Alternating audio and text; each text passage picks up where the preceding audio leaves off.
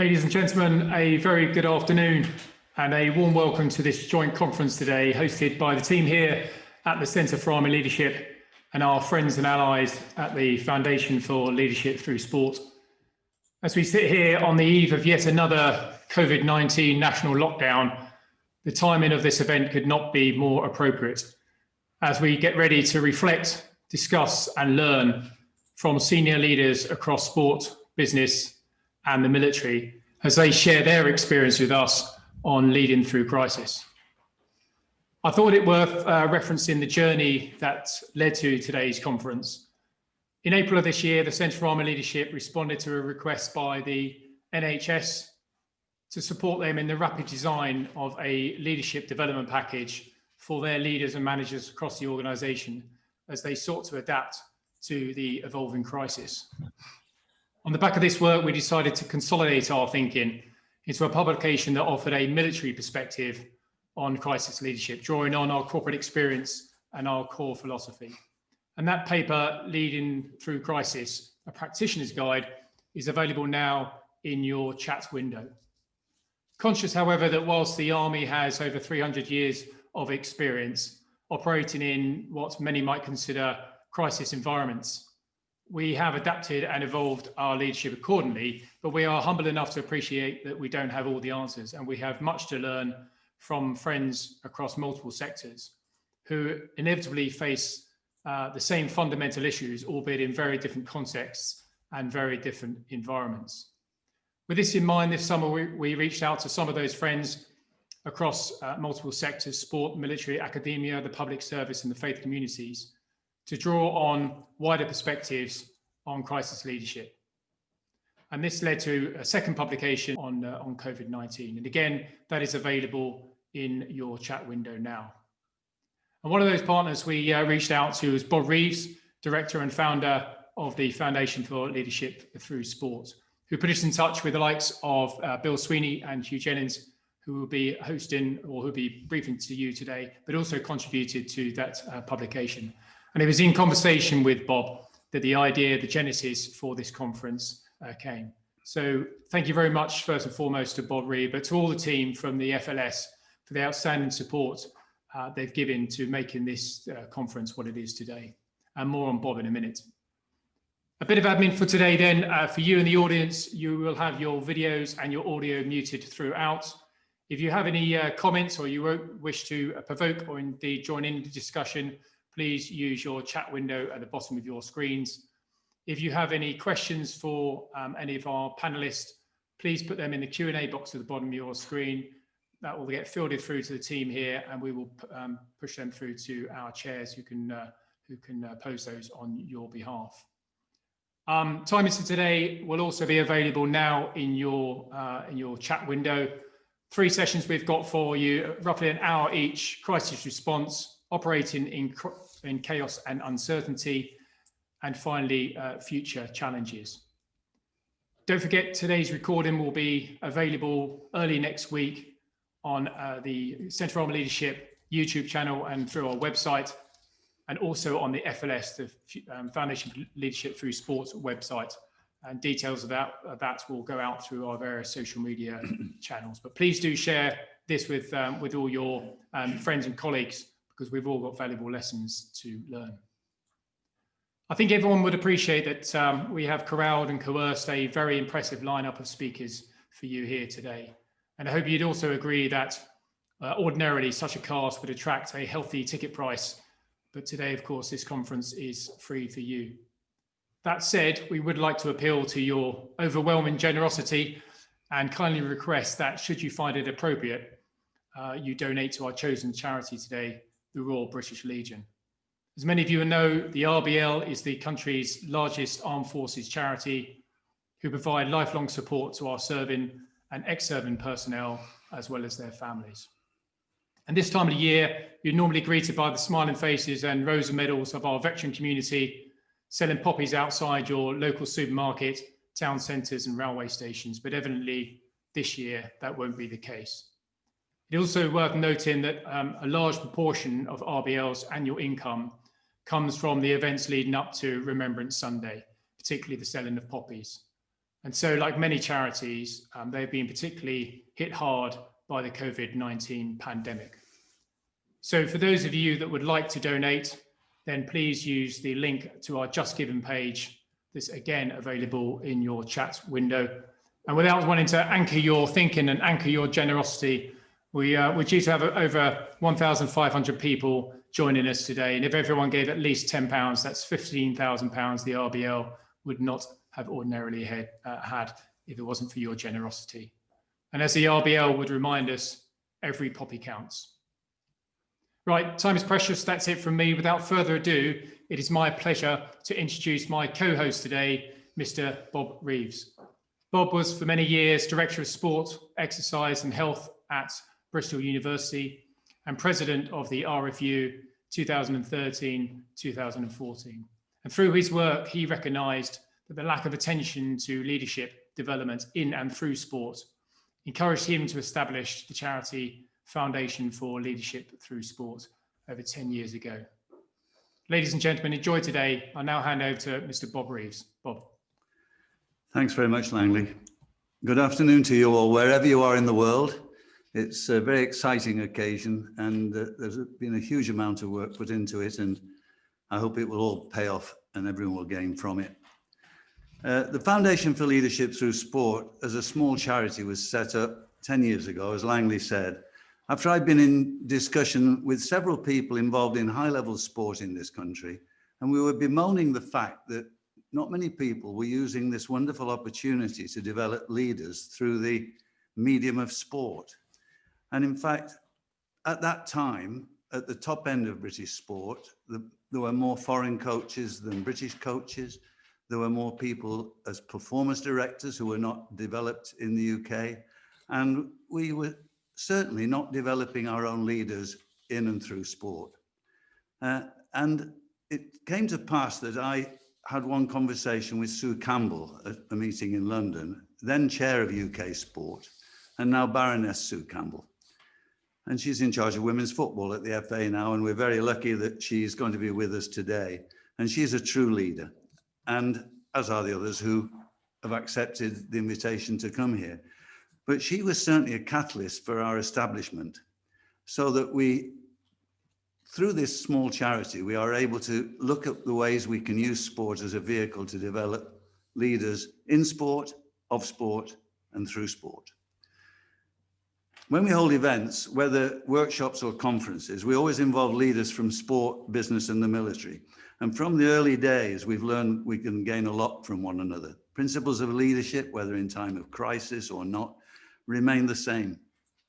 So it is that every event we have, we invite members of the Centre for Army Leadership to join us, and they've been great partners in a lot of the activities we've done, and this, of course, is the biggest yet. So to today's programme, leading through crisis, obviously a relevant topic in this turbulent year. Many people in all walks of life have been required to make uncomfortable and difficult decisions. How they've coped might reflect on the resilience and culture of their organisations, its preparedness for change, and the quality of its leaders. And of course, the truest test of leaders is how they cope in the most difficult of times. This year, we've seen in organisations, large and small, some wonderful demonstrations of initiative and innovation around the country. We split the afternoon into 3 sessions, as mentioned by Langley. And I'll just tell you who the chairs are, and they will then introduce their own participants and panel members. In reverse order, chairing the final session on future challenges will be Colonel Lucy Giles. Lucy is a director of FLS, we're glad to say. She was the first female commandant at the Royal Military College, Sandhurst. Over 25 years, she served all over the world in some very difficult places, not best suited for people wanting an easy life. She's currently the president of the Army Officer Selection Board. In 2016, she was in the Times 500 People of Influence, and she's an ambassador for First Woman in UK. She's a top-class orienteering competitor, and she was pretty disappointed recently when the Marathon des Sables was cancelled for the year because she was due to take part in it. The middle session will be chaired by Lieutenant Colonel Langley Sharp, who you heard a few moments ago. He has worked as an officer all over the world, again in Afghanistan and some of the very difficult places to operate. He was in charge of delivering the training program for the Olympic Games defense contribution. And he was promoted to Lieutenant Colonel, and among other roles was the regional lead for crisis response in East Africa in 2017. He's now the commanding officer of, he was a commanding officer of a parachute regiment and is now, in fact, the head of the Center of Army Leadership. He's found time to write a book called The Habit of Excellence, shortly to be published by Penguin. I thought I'd get that one in as a plug for him. Chairing the first session, Crisis Response, is a friend of mine, an old friend of mine, Frank Dick. He and I were students together at Loughborough over 50 years ago. And it's great that Frank contributes so much to our FLS activities and is an associate of the charity. He had a distinguished career coaching Daley Thompson and many other great athletes, and was director of coaching for British Athletics for 15 years. But for 37 years, Frank has been president of the European Athletics Coaches Association. He's been widely acknowledged as one of sport's leading coaches, mentors, and consultants. For the past 3 years, he's advised England Rugby on its elite performance, and he remains in demand in sport and business for his expertise in the achievement of high performance. I now hand over to Frank to chair the first session. Well, thanks very much indeed, Bob, and good afternoon, all you superstars. I hope you and your family, families are safe and well. As Bob says, I'm a coach. Coaches actually expect crises to happen. What they don't do is make a drama out of it. They think a little bit like Chris Hadfield. Do you remember that was the astronaut who sang ground control to Major Tom when he was up in space? In his book, The Astronaut's Guide to Life on Earth, he explained that astronauts are trained not to expect things to be right or to happen for them. They prepare to make it happen and are prepared to do so. You see, life and the arena have got little to do with routine and a lot to do with chaos. Coaches understand that results are things over which they do not have total control, but they do have total control over their performance and their athletes, and that's what they focus on. They understand also that they're not in control of the circumstances and conditions in the arenas, but they are in control of their attitude and how they'll deal with it. That's the same for us as coaches or as leaders, and also for those that we coach or lead. So we focus on how to deal with crises rather than the crisis itself, trusting our skills to cope with that. We prepare them physically, mentally, and emotionally for that. We take ownership ourselves, and we prepare those we coach or lead to take ownership themselves. The fact is, we've each dealt with the current crisis differently. And there's much to be learned from how other people have dealt with this crisis. So I've got an immense privilege this afternoon to lead the first session.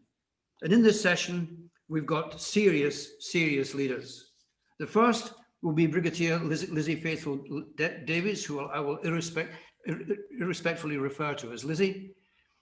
She's not only the commander of 102 Logistics Brigade, she's also a pretty powerful ultra-distance athlete. She'll be followed by Professor Neil Mortensen, who I have to say is the first person I've ever met who's got more letters after his name than there are in the alphabet. And finally, there's Richard Lloyd, General Manager, European Operations and Supply Chain of Accolade Wines, and every bit a hero of lockdown. In fact, I applaud him every Thursday evening for making sure I've remained refreshed throughout the lockdowns. May I introduce to you Professor Neil Mortensen. Well, hello there, everybody, and thank you, Bob, and thank you, the organisers, for inviting me. And I have to say I'm a bit nervous being the first speaker and in such very distinguished company. So I'm speaking from just outside Oxford and 5 miles from the Oxford University Hospitals, where I've been a surgeon, teacher and researcher for over 30 years.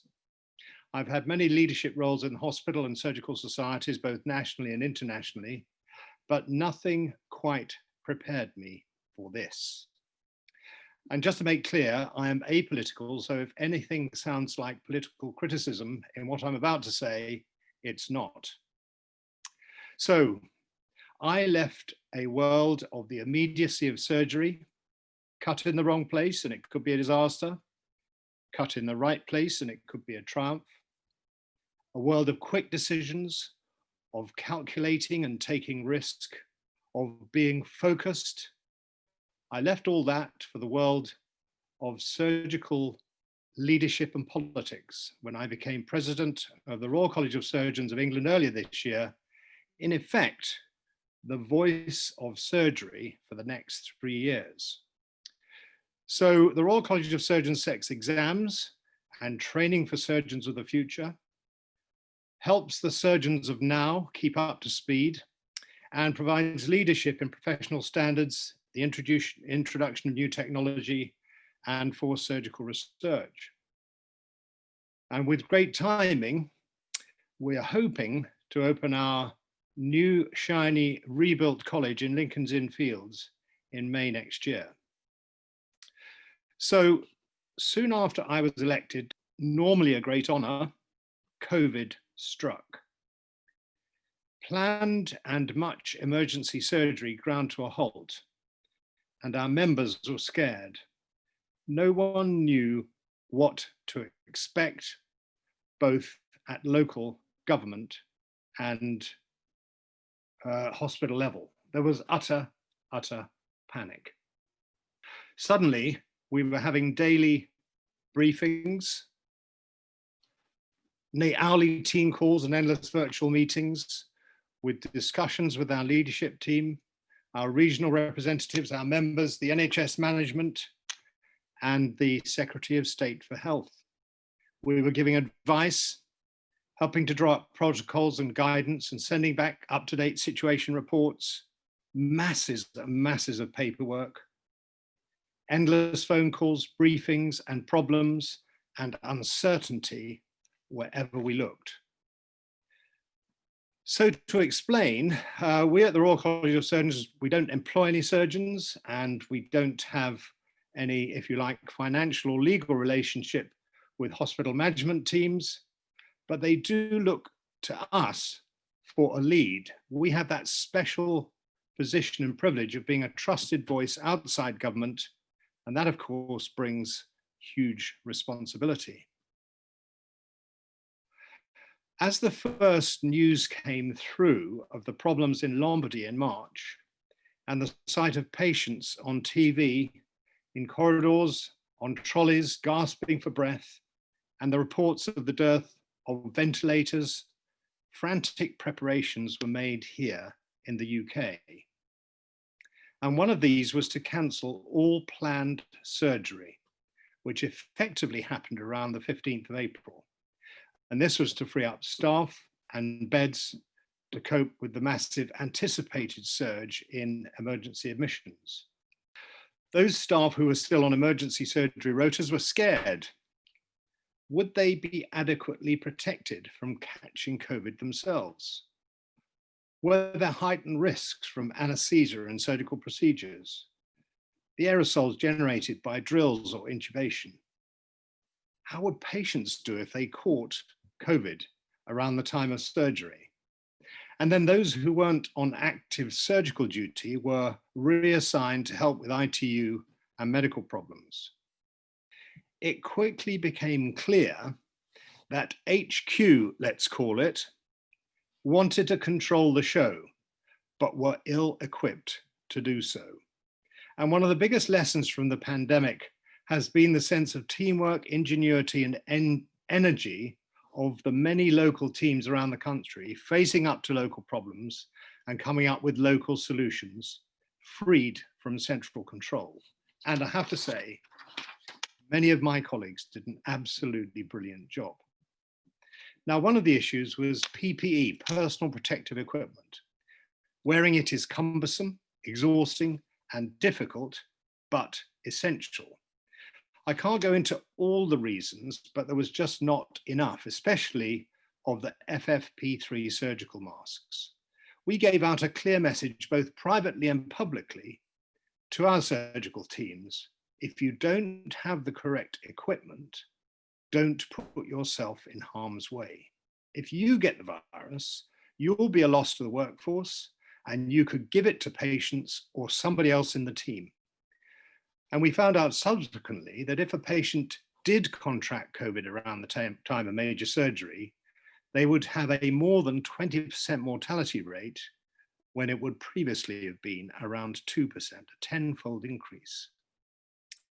Now, we were not, of course, going to say to our colleagues they shouldn't carry out immediate life-saving surgery, but we did bring all the surgical specialties together and we helped them agree a nationally accepted prioritization protocol, dividing surgery into must be done now, can be done in the next 3 days, can be done in the next month, or can be done in 3 months and can wait longer than 3 months, a kind of rather crude long-term triage. I have to say there are now around 2 million patients waiting more than 18 weeks for planned surgery and some 120,000 waiting for more than 52 weeks, a massive, massive backlog and future potential problem. The open questioning about the level of PPE and the need for top quality masks was not at first popular with HQ, who expressed the view that we weren't playing with the team. And we came under a lot of pressure to say that PPE was fine. But we stuck to our guns and the problems were eventually sorted. We called for regular staff testing, at first resisted and now at last agreed. We called for COVID light or green sites, hubs, which could be kept especially for planned surgery, and these are now happening and essential for the second wave. But of course, that's another story. So that's a tiny picture of the biggest health crisis in our country, and indeed globally, from a small surgical point of view and for its effect on surgery. The other collateral damage in all of this has been its effect on our surgeons in training. Without seeing and doing cases, there can be no training. And without completed training, there can be no surgeons of the future. Just like elite athletes, if I might make the comparison, they need to practice, train, and play. But after much negotiation, we managed to get everyone to agree to our trainees being able to get access to the independent hospitals and the training opportunities where many of the NHS planned cases were and are going to be able to be carried out, a first ever between the NHS and the independent sector. But it remains a massive problem. So what have we learned from this? We rapidly learned to communicate by Teams or Zoom, and that clear communication was absolutely essential. That networking and teamwork at whatever time of the day could help solve problems and create coalitions which could help solve those problems. We had to be agile and flexible and do things differently. We learned that it's important to tell the truth, however unpalatable. We learned it was important to identify the really important issues and clearly make a case. We learned to speak up for the surgical community and give them the assurance that somebody was looking out for them. We have learned that it is a long haul and there are no quick solutions. And I hope you won't mind if I quote Winston Churchill. Now, this is not the end. It's not even the beginning of the end, but it is perhaps the end of the beginning. Thank you so much for listening. Well, thank you very much indeed, Niels. But once again, Brigadier Lizzie Faithful Davis, Commander of 102 Logistics Brigade. Lizzie, over to you. Frank, thank you so much for the introduction. It's a real privilege and a pleasure to be here today. The way I wanted to frame the next few minutes and to shape my answer and my thinking about the questions about leading through crisis. First, I'd just like to set the scene about the context in which I found myself just a few months ago, and then some observations and some lessons about not only leadership, but about team building throughout that crisis. So setting the context first, the crisis is the one that we were all facing as a nation and across the world, a national crisis of importance in the face of a pandemic. But for me personally, as a leader, I had just stepped into a brand new role, taking command of 102 Logistic Brigade. It's a brigade that's about 4,500 people strong, and it's responsible for providing medical, logistic and engineering support to the British Army. So I had stepped into this new role with a brand new team, none of the people I'd ever met before. And then within 3 days of taking command, I'd then been given another very unique and quite alien task to go and see whether there was some support Defence could provide to the Department of Health and Social Care. So we deployed a very small team from my headquarters up to London to work with the Department of Health and Social Care. And I think probably the first thing I'd like to highlight is the first impressions we took from that team going to work in the Department of Health. There was such a huge team of people there, a real variety, a real mix. They came from different backgrounds, different cultures, different behaviours, lots of different skills and lots of different experience from the public sector, from the private sector, from different government departments. But the one thing that really stood out to us was recognising how motivated everybody was in the face of that national crisis, all working towards a unified purpose of delivering a testing programme to support the general public. So the first thing we did when undertaking that task was taking time to develop a plan and understand and gather information. And it was really important to us very quickly to determine what had already been done by the team, the fledgling team that was there, that had only been there for a few weeks. We had to gather that information, synthesize it together, and then determine whether the military actually had a role in support. The key lesson I learned at that stage, given I had such a new team that I didn't really know their skills and their qualities, was how important it was to trust that team. They could go out and build relationships across the Department of Health and with that newly formed team in support of national testing. And the one thing I was really clear about from the outset is we had to be really open-minded. This was not a military solution to a military problem. We have some unique knowledge, skills and experience that we could bring, but there's also a vast array of people there already embedded in that programme that had skills and experience that were definitely better equipped to solving some of the problems that the testing programme was going to face. So I trusted my people, and it was quite remarkable how quickly they found a niche of where they could add value and build those crucial relationships. So having gathered together all that information of all the work that had already been done in the previous few weeks, which was really quite impressive, the volume of work and the quality of that work, we then had to stop and sit and think about where we, as the military, could really add value and not get distracted by being seen to do something. We identified a number of tasks, and from our perspective, they range from support to the Lighthouse laboratories in terms of logistic stock supply, supply chain management. The Defence has a huge regional network of people across the whole of the United Kingdom, which can link in with local authorities and the local resilience fora, and there was a link there that could be exploited.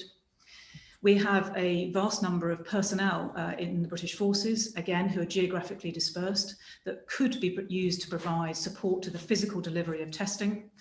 And also we are able to provide potentially some logistic resilience in terms of providing warehouses, stock management, distribution support, and all those sorts of things. So having identified those few areas where we thought we could add some value from a defence perspective in support of this wider programme, we set about trying to communicate that plan. And one thing was really key to us was about how we had to be consistent and clear in our messaging, that we were there to support. We had multiple stakeholders to engage with. So not only within the military and the diverse span of command who are going to be involved in this support, but also across the other government departments, the government itself, and within the wider testing programme. We had to therefore be able to deal with multiple different perceptions. And as you'll have heard in the media, there were many differing views about the programme and what it was setting out to achieve. But the key to that was being very clear and consistent in our pitch. At that moment in time, we were suddenly given a very short notice task to rapidly expand the capacity of the testing programme by designing a mobile solution that could travel around the United Kingdom. So this again placed quite a pressure on my small team to design from first principles a platform that could move around the whole of the country, delivering testing at pace. So within 8 days, we'd managed to identify the clinical protocols, commercial providers that could convert and build these platforms that could move around the UK. We had designed a training plan and trained over 1,200 soldiers during a pandemic so that they could carry out that testing support. But the key thing that kept us focused throughout that was this was a very clear, quantifiable target that was absolutely aligned to the vision that was set out for the national testing programme. The key in that time frame to making that work was being decisive, making decisions quickly with the information you had available at the time, empowering all of your people to make decisions and actually go out and deliver those roles themselves. And then for me, personally, I found what was really important was being able to sit back and look at all the different work strands which we were supporting and make a really conscious decision about when it was appropriate for me to get involved. So leaving my team to deliver as much as they could, but with a couple of key interventions, you were able to make sure that the programme was brought back in sync, back on the right timeline, so that we ultimately could meet the right targets of testing capacity in the right time frame. So I think now I'd just like to take you through sort of my final few thoughts about headline observations and lessons that I've taken away from that particular experience, both on leadership and team building. The first one, which I have already spoken about, is the value and the importance of a clear vision and a unifying purpose that we are all aligned to delivering. This programme was a great example of a team of teams, as General Stanley McChrystal would describe. And with each of those small teams working towards that same vision, we were able to deliver an output that was much greater than the sum of the separate parts. Also important was the necessity to understand what had already been done and give credit for the quality and the speed with which work had already been delivered and not repeat work that had already been done. Thirdly, the value of building relationships really early. This breeds familiarity and therefore trust, so that you're able to work with this diverse group of people in a very quick pace. Fourth, we need to be clear about where we could genuinely add value as the British military. We do some things well, but we need to be humble enough to admit there are some things that we don't do so well. So being very clear in what those areas we can add value are. Fifth, and it's a lesson I will take away for the rest of my career, is about how quickly you can empower your people. If you trust them, you empower them, they will find the niche where they can add value and make a difference, and they will do that really, really quickly. Sixth, to have a consistent and simple narrative. The key to that is distilling the complex to the simple, a really complex, challenging problem we had to solve in the testing programme. Take it down to a simple narrative so that everybody understands what it is we are there to do and how we're going to deliver it. Seventh is about managing the multitude of different perspectives that are embedded both within the programme itself and also across more broadly the military, the nation, and indeed the government. And the key to that is about valuing what all the people have to bring to your work. Now, I looked at the people that we worked with in that programme, and in my mind, I broke them down into 5 different groups. Those that are the thinkers, they come up with policy and ideas. Those who are the doers, that take those ideas and turn them into something practical. Those that coordinate, so the structured, logical brains that come up with a clear and decisive plan with deliverables in a certain time frame. Those that are coherers with the emotional, soft skills that smooth the path, build the relationships, and make that programme work seamlessly. And then finally, but certainly not least, is the disruptors. They bring a challenge to your programme and they can be difficult to work with, but it's a really important function of those teams that those disruptors are listened to, because very often they do have a very useful perspective that needs to be taken into account. So 2 final observations before I close. The 8th area I thought was really important to me was, and again, I think this is an area we didn't think about enough, was how early you need to plan for when the crisis changes from being a crisis to becoming business as usual, or the new normal that we are now facing today. Because that within the government, a government department, changes the speed with which you can make decisions and deliver outcomes. Bureaucracy kicks in, processes kick back in, policies kick back in. You need to start planning to that from a very early stage. And finally, I think from a leadership perspective, and we've heard this catchphrase time and time again, how important it is to think to the finish. I think the one key area where leaders within that programme added the value was by constantly maintaining that long-term vision, and the programme is still running and is still looking forward about what more it can do, how it can learn from its experiences and take the programme forward to deliver what it needs to deliver on behalf of the nation. So thank you all. Well, thank you, Lizzie. Fantastic. I'm making so many notes here. It's not true. But let's go on straight away to our final panelist here. Once again, a good friend, Richard Lloyd, who's kept me alive during the first lockdown, and I'm sure is going to do the same thing again. Richard, over to you. Thank you very much, Frank. And thank you as well to Bob for the invite to present with this illustrious group of leaders today. So just quickly, the context of myself, Accolade Wines, biggest wine company in the UK. Probably haven't heard of us, but you've heard our #1 brand, Hardy's. We've got a very large production facility down here in Bristol. We're actually the largest wine bottling facility in Europe. So the issue we had with COVID was really, how do we keep this supply chain going? And what I'm going to talk to you about today is the number of different stakeholders that we had to manage through this process. So you've got a facility with over 500 people that we had to work out a way where we had office people home working, and then we had the direct employees who were there running the manufacturing and the warehousing and the distribution. We got private equity ownership that spread around from our sort of CEO based in Australia. So you've got to put in context that you haven't just got people experiencing the UK and the state of COVID at that point in Australia. They were in a very different position to us. We're owned by this private equity company, Carlyle, who are based in the US. And therefore the continuity of our supply chain was critical in terms of the overall business. So what I'm going to talk you through is how we as a leadership team have kept going, how we have grown, because thankfully, as Frank has said, people have enjoyed wine through the lockdown. I was delighted when we got classed as essential at one point, which meant that we could keep the facility going. And we've actually seen huge growth. So we are conscious, and I'm very conscious when I talk, we are lucky in this. You know, there's a number of people and a number of industries that have struggled. And we're privileged that actually we're an industry that's in growth.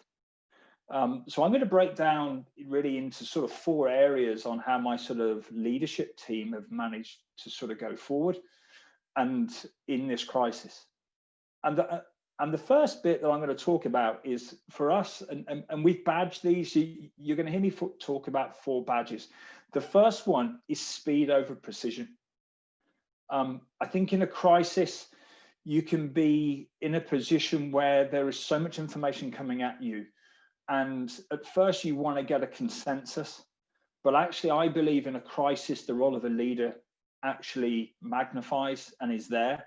And I think it's really important that we make those decisions quickly and don't worry and keep the confidence that they might not be the most precise ones, because the situation will be changing regularly. So actually your decision that you need to make in the moment then and there might be different to the next hour or might be different to the next day. But for me and for us as a group, we spoke really about speed over precision, and then absolutely backing our decision in terms of what we made. So we had to get through that inertia of the unknown. We hadn't been in a global pandemic, but we got to a point we said, right, we're going to go with speed and make sure that we back it all the way. The second one is around adapting, that we must adapt what we do. So for instance, we had before the lockdown, a very regimented communication process. People who would come to my facility would be incredibly complimentary of the culture, which was all very nice, which was based on a communication where we would build up and down our communication through the organization. Well, we needed to adapt that.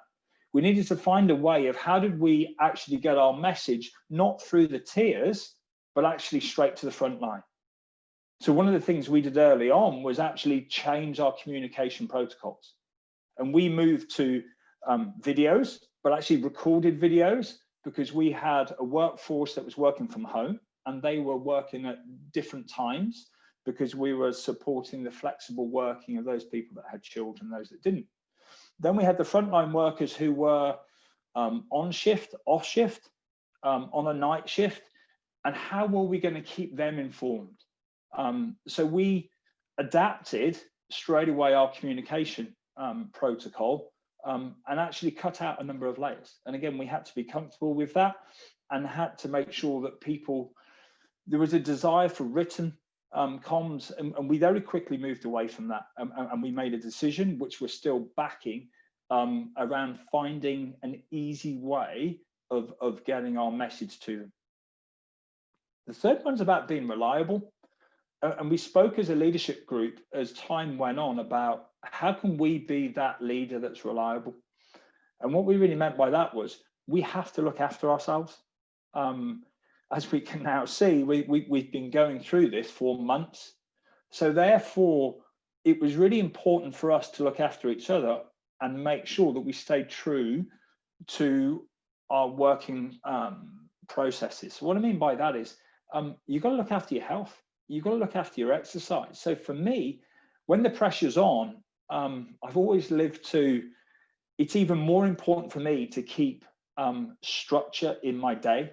So whether that's exercising at the same time, or whether that's spending time with a family, or whether that's your diet, for us to make those right decisions, those pressured, we had to make sure that we had a system as a leadership group that meant that we were reliable.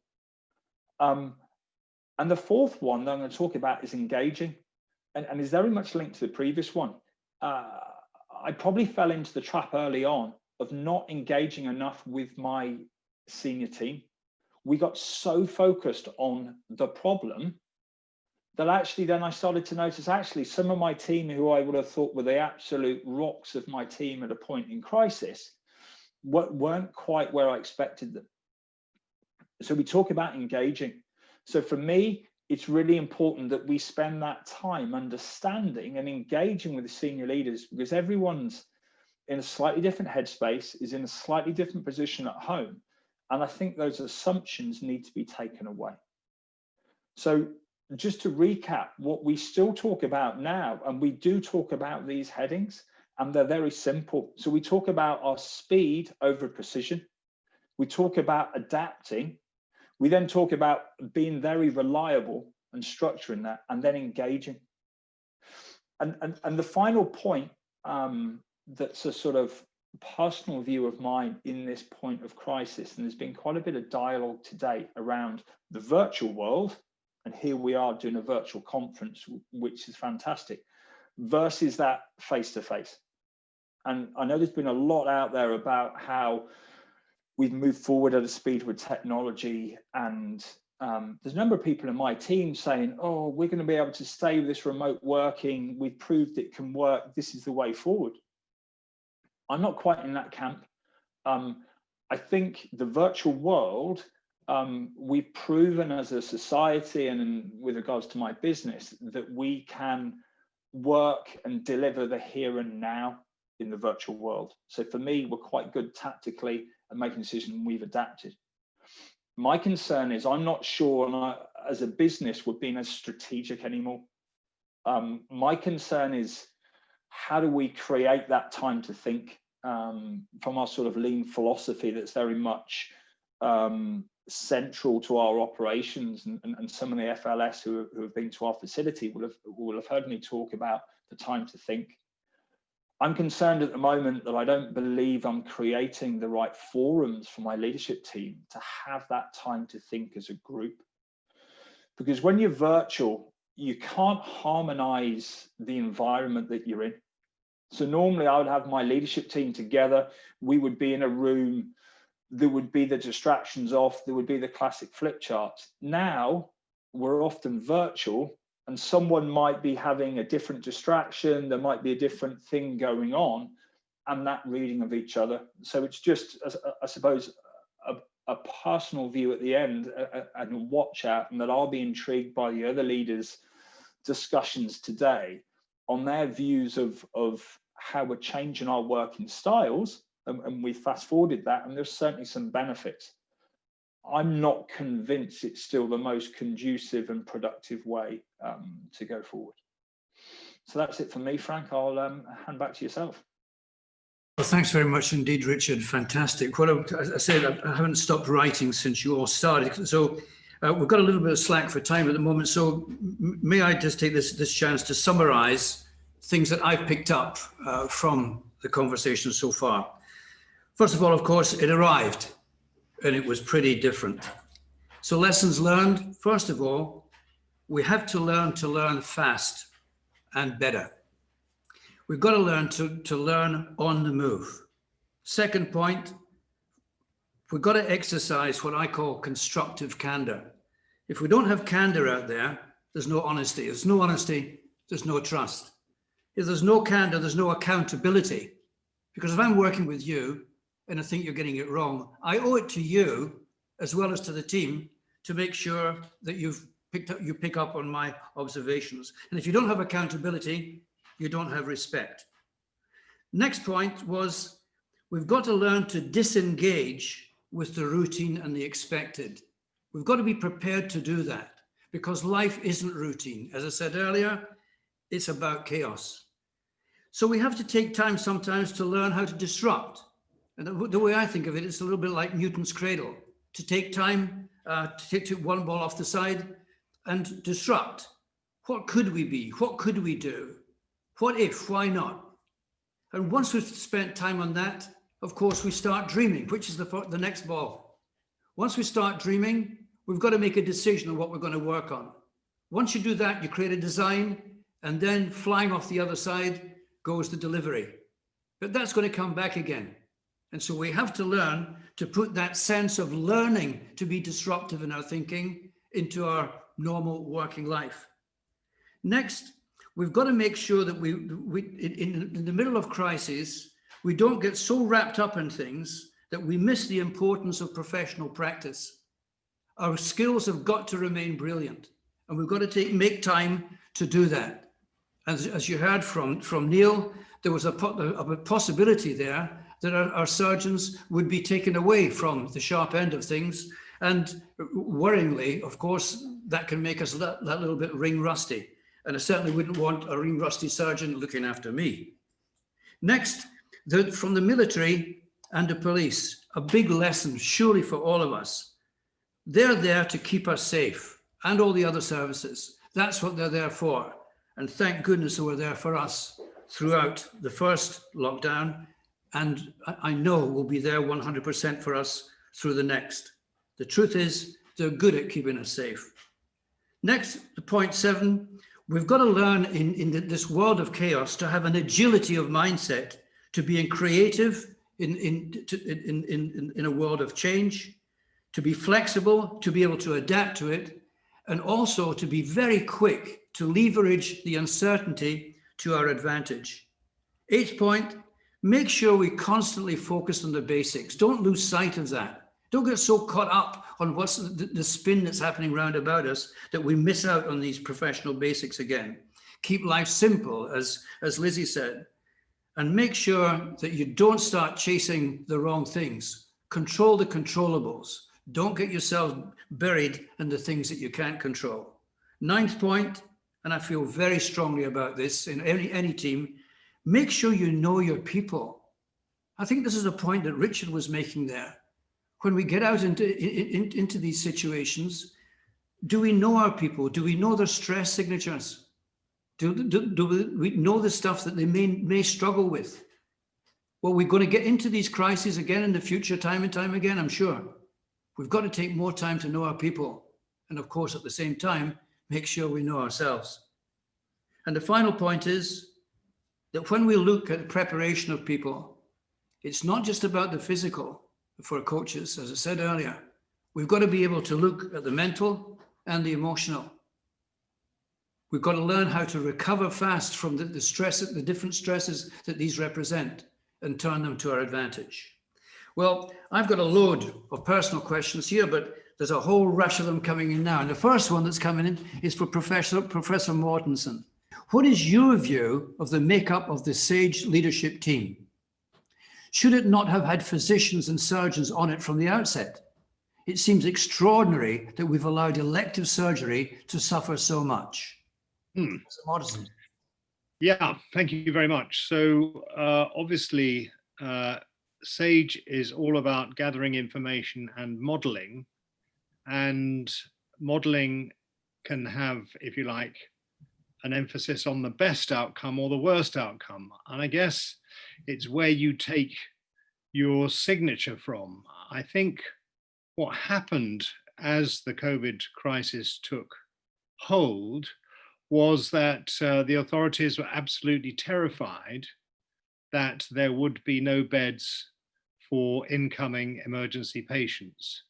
There needs to be sufficient capacity to cope with the emergency incoming, as well as, if you like, the planned surgery around the edges. And they, I think in retrospect, they agreed that they took the decision too soon to close down planned surgery, and that this time they're being much more careful to try and keep it going as much as possible. I mean, there are big arguments, of course, around the whole, if you like, value of lockdowns and whether it makes any difference. My own view is that we can't very easily triage emergency patients coming in through the front door. We have to treat everybody we can in peacetime as well as we possibly can, and that therefore means you need to free up capacity, and the only available other capacity is the, if you like, the elective surgical beds, which are then made free. Now, just to finally say, during the whole of that last COVID surge, much of cancer surgery was kept going. And obviously, if you had a ruptured aorta in your abdomen, or you had a bleeding ulcer or something like that, all those things were brilliantly kept going. It was the less, if you like, urgent, the least priority stuff, which has taken the hit. Hope that answers the question a little bit. Well, thanks very much indeed, Neil. And the next question coming through is for Lizzie. How do you manage the disruptors when under pressure to deliver? Does the military system really support those who challenge the status quo? That's a great question, because I think by virtue of somebody being a disruptor, is it can be quite an uncomfortable situation to find yourself in. And I think the key for me is taking that moment to pause and listen to what everybody has to say. We know from research that a diverse team, which includes disruptors, will make more creative and innovative decisions. They bring a breadth of perspective to you that you won't have yourself.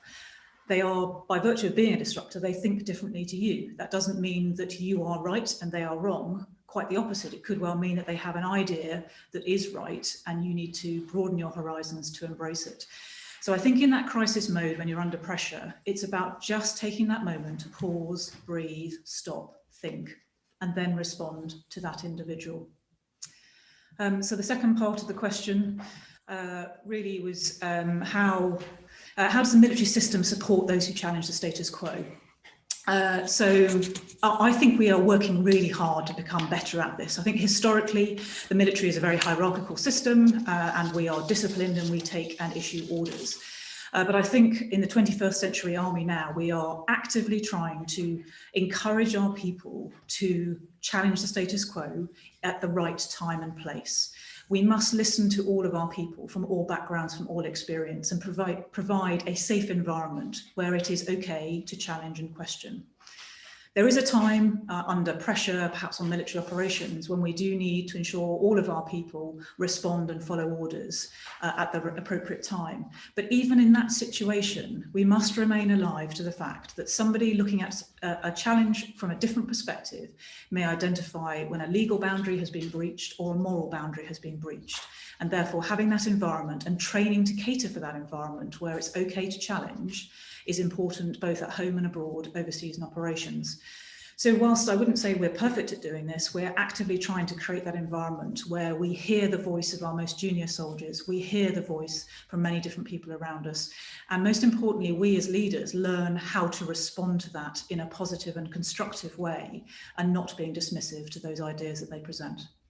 Well, thanks very much indeed, Lizzie. And for Neil again, given that HQ is making decisions in crisis based on sage assumptions, how are these assumptions and the data they are based on being informed by disease experts, for example, clinical immunologists, and challenged for their validity?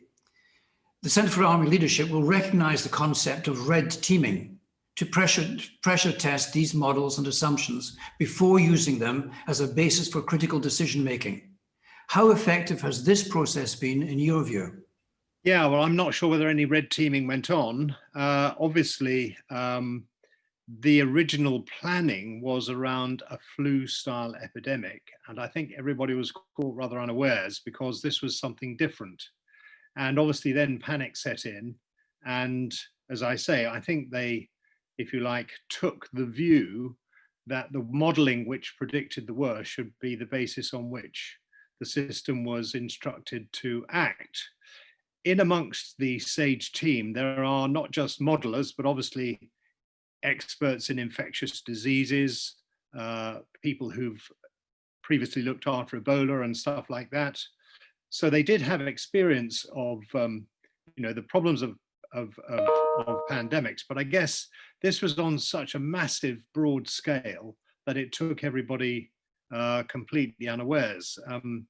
Again, although this time round, everybody's trying to keep surgery going, there have been problems with that, if you like, policy, because, for example, in Liverpool and Leeds, the beds have all been full with patients getting over surgery, and they haven't been able to be cleared for the incoming, both medically seriously ill from COVID and medically seriously ill from other reasons too.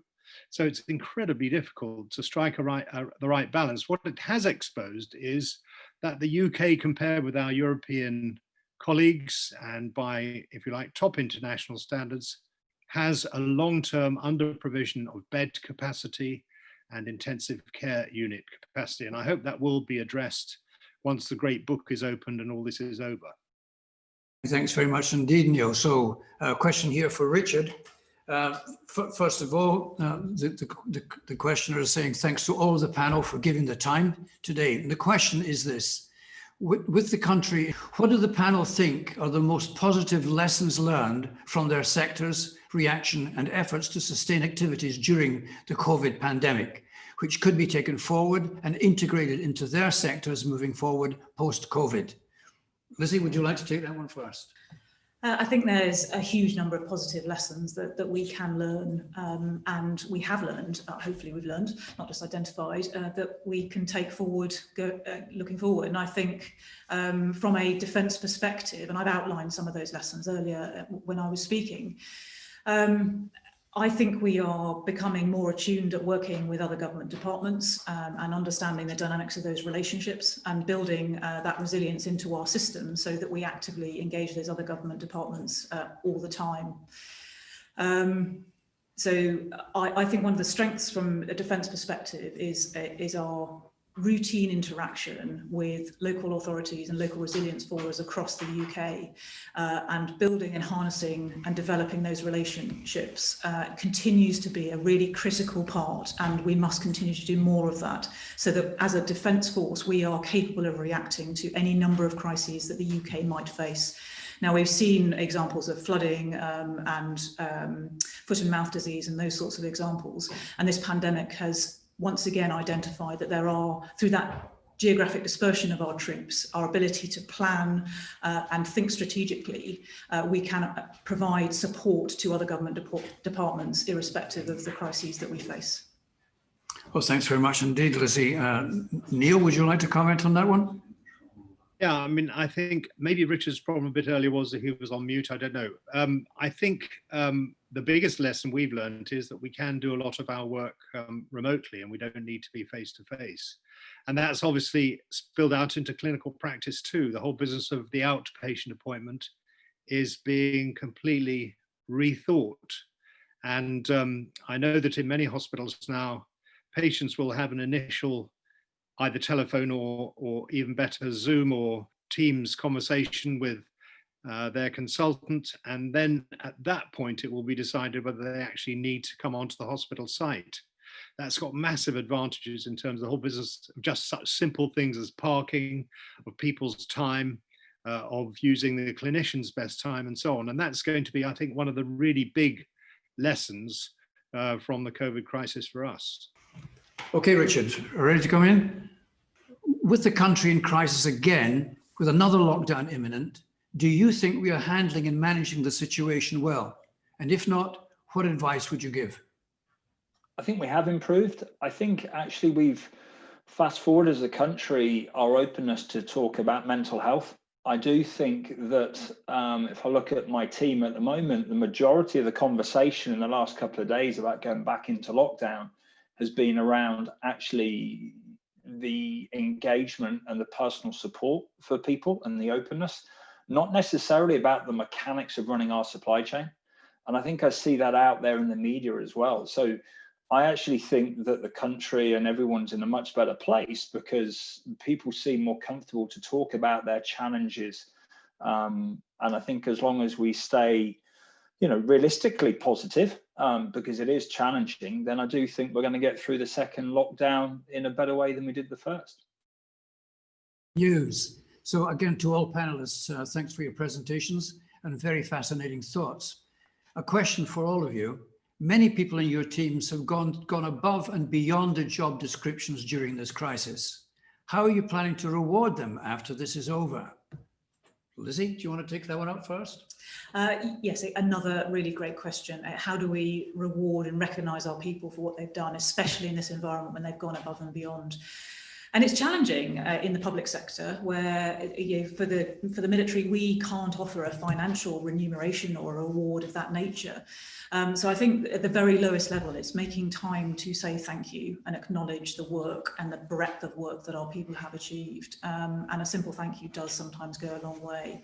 But at the furthest extreme, I think we use the opportunity to receive commendations from some of our senior officers and taking the opportunity for them to present that commendation or award to our soldiers to say thank you and recognise the specifics of the achievement that they've made. And I think from an individual level, I think that interaction between senior officers and young soldiers, I hope they would really value. I think there's also the mechanism through how we write individuals' appraisals, and in those we recognise the diversity of skills that they've demonstrated, so that as they go forward in their careers, there's an opportunity for them to step into different roles, but recognising those skills that they've identified and shown during that sort of crisis environment. So it's really important, but I think fundamentally the most important bit is to say thank you to our people and continually reinforce what they've done well. Great point. Neil? Yeah, I completely agree. Saying thank you. And obviously, we can't, if you like, remunerate the surgical teams either. We can say thank you to our staff inside the College of Surgeons. We can, when our new building opens in July, have several brilliant parties to which we'll invite everybody. Well, thanks very much indeed. Another good one. And over to you, Richard. Yeah, I'm going to go with let's just keep it simple, and I'm with the guys on saying thank you. I think it's a slightly different thank you, but it's also, I think we're going to be able to adapt our working practices going forward, which I think people will appreciate. So I think this has opened many eyes on the way that we can work differently. So I think it's also fast forwarded us as leaders probably to be more prepared to try different ways of working. And I think that will be appreciated. Thanks, Richard. So the next question is from a performance psychology student, Tim Fleming. All the speakers have directly spoken of or alluded to the importance of clear communication at a time of crisis. With the rise of disinformation and complexity of scientific advice, how do we get a clear and credible message to the wider population, which they will understand and support in regards to the current pandemic? Let's go in reverse order this time. Back to you, Richard. That's why when I spoke earlier about actually going straight to the front line, for us, I suppose I've got a smaller population than some of the other panelists. So it's about having one message, one medium, and going straight there to it. At one point, we had a look at how do we tie in some of our messaging with some of the government, and we just decided just to make sure that we have absolute clarity, one source, and therefore there is no confusion, and therefore just keep it simple, keep it regular. Beautiful. Love that one. Neil? Yeah, just the same. We have an agreed clear line, which we repeat often, and we encourage both the National Health Service and the Department of Health and Social Care to, as far as they possibly can, in a deeply political environment, speak with one voice. I think the problem is if the public hear multiple voices, they don't know who to believe, and then it undermines trust, and then you've got problems. So as far as possible, a clear single voice. Beautiful. Liz? Exactly. I think that's exactly the key point. It has to be a clear and simple message that we are consistent with, and we continue to repeat the narrative that we've created. The rise of disinformation is just a fact of the world that we live in. So we have to become more robust and more resilient about communicating clearly and concisely. And the simpler the message is, the more likely it is to be well communicated. But it's a fact of life. We have to learn to deal with it. And the more we repeat the same message, the more likely we are to have our voices heard. Thanks very much indeed. So, if I can just be greedy for a moment and put in a question of my own. The Italian general, Giulio Duhe, suggested at the beginning of last century, victory smiles upon those who anticipate changes in the character of war, not those who wait to adapt themselves after the changes have happened. I think it's a bit of both, personally, but can you anticipate the changes that may be ahead in your worlds? Who would like to take that one first? Lizzie? I can have a go. Anticipating changes and planning in advance for those changes that might happen. Well, I think the very virtue of the nature of what the military does is we have to be able to respond to the unexpected. The key to our skills is training our people so they're agile and adaptable and can respond to any multitude of different situations. And so we do that by training our people in a challenging environment and making sure they're exposed to different scenarios where they will have to think in different ways and react in different ways. Our ability to plan for what's going to happen in the future, or what we think may happen in the future, I think there are a lot of organisations across the country and the world that are trying to plan for that future, and defence is no exception. So we look to the future, we try and monitor and track trends, we gather information from lots of other different organisations to think of the potential scenarios with which we might find ourselves. And so from a military perspective, we try and do tabletop exercises to understand what those scenarios might create, what we have in place to deal with them, and what we might need to do differently or train differently to cater for those scenarios.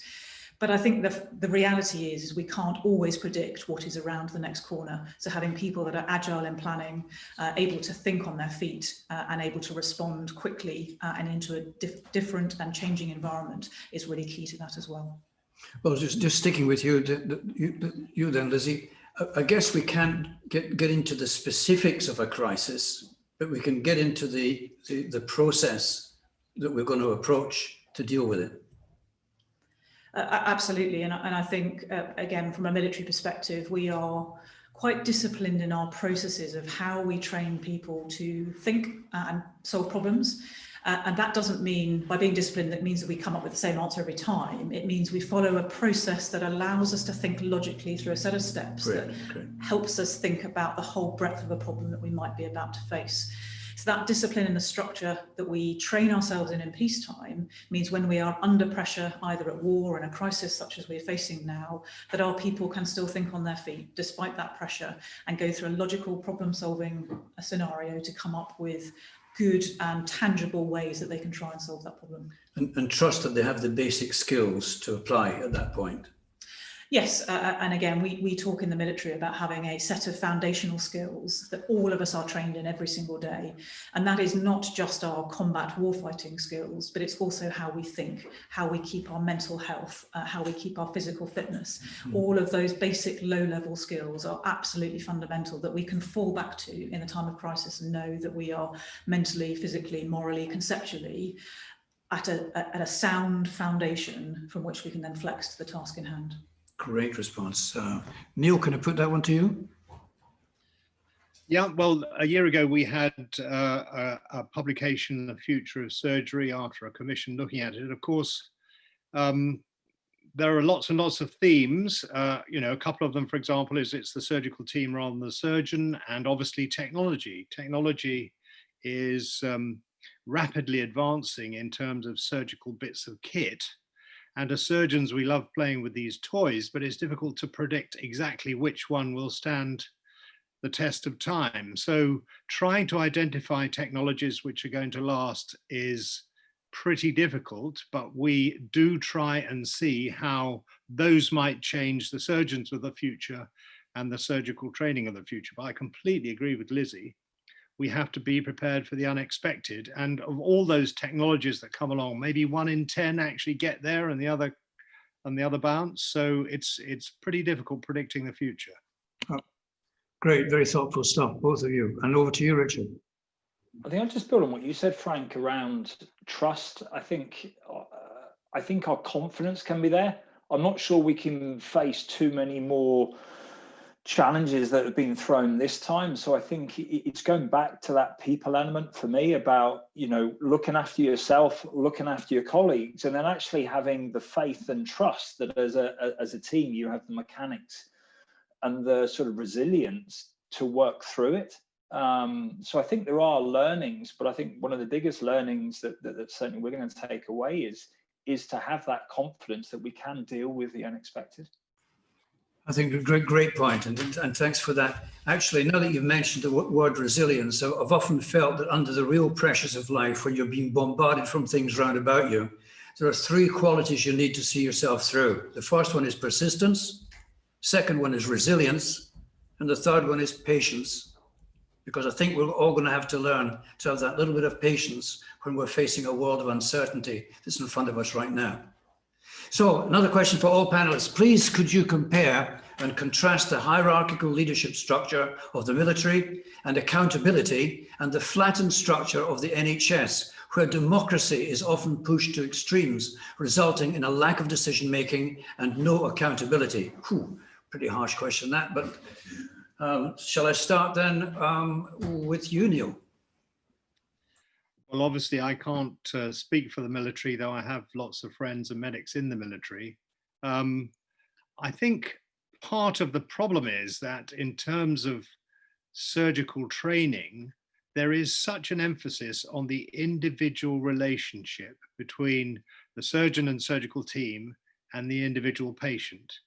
That is, for that moment in that patient's life, the most important hour or 2 or 3.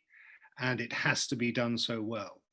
And I think many surgeons find it difficult to step away from that really, really close, clear one-to-one relationship and look at the bigger picture. And that's why I think it's so important. And one of the things we're trying to do in the College of Surgeons is to encourage people to learn about leadership and management and see that as part of their responsibility and duty as their career progresses, so that they're not just concentrating on that one little tiny focus, but they're actually able to take the bigger picture and either maybe take part in it one day, as I have done, or at least understand it a bit to see where those other people are coming from. The voice is off. I think the question is deliberately posed in quite a challenging way, and it's presenting 2 extremes of the equation. Yes, the military is a hierarchical structure, and yes, the NHS is a more flattened structure. But I don't think that necessarily means that the NHS has a lack of decision making and has no accountability. And equally, I think it doesn't necessarily mean that the military can only be hierarchical and only certain people take accountability for their actions. So I think I would look at that question in a sort of more middle of the ground approach, and give the example from this current crisis about the challenge between central decision making versus local and regionalised decision making. And I think there is naturally a quest to make decisions at the lowest level possible. And that features within the military as well, because we seek to empower our people and allow them to make decisions as long as they're informed with the appropriate level. But from our perspective, you cannot devolve the responsibility and accountability from that decision making. So you have to train your people well to be able to be equipped to make those decisions. But in the context of this particular crisis, we were faced with a national shortage of key resources that were fundamental to allowing the nation to move through the crisis, the early stages of the crisis. And in that situation, sometimes the only way to resolve it is by coming up with a centralised decision. And that flies counter to the whole principle of empowerment. But sometimes that is necessary. And I think the key to unlocking that natural friction is by building that trust and understanding the context with which those decisions are being made centrally. And perhaps most importantly, communicating that that is not always the intent. It's a temporary measure to allow the resources to be managed and distributed better, such that decision-making and accountability can once again be disaggregated back down to a lower level. So I think in closing, my view of that question, we must try and empower our people wherever possible. I think all organisations, both the NHS and the military, would recognise that. But there are only certain people that can genuinely be accountable for those decisions. And if we ask our more junior people to make decisions, they have to be comfortable with doing so and know they've been trained and equipped to deal with those difficult decisions they may have to make. Oh, thanks, Lizzie. And finally, Richard.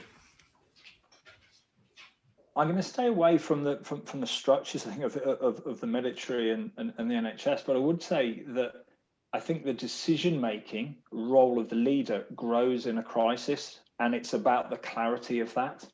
So irrespective for me of whether it's coming from central or whether it's local, for me, it's around the clarity, and there is one clear message and decision that's flowing through that is recognized as that central decision for everyone to follow. So you need to make sure you've got your appropriate structure to enable that to flow through and that people don't undermine that. Fantastic. Well, listen, thanks very much indeed, Lizzie. Thanks very much indeed, Neil. Thanks very much indeed, Richard. I've learned so much over this hour. Can I just throw a quick challenge out to everybody out there? And I'd like you to respond to it. I'd like you to send messages in because we're going to catch them here. I'd like you to answer me this question. After lockdown, what are you going to do? What are the key things that you will be doing after lockdown's over? You must have learned a bit from the last time round. How will you take things forward? It's a very point that Lizzie mentioned earlier today. What are you going to take from what you've learned today, adopt it and adapt it to make your life more efficient and more effective?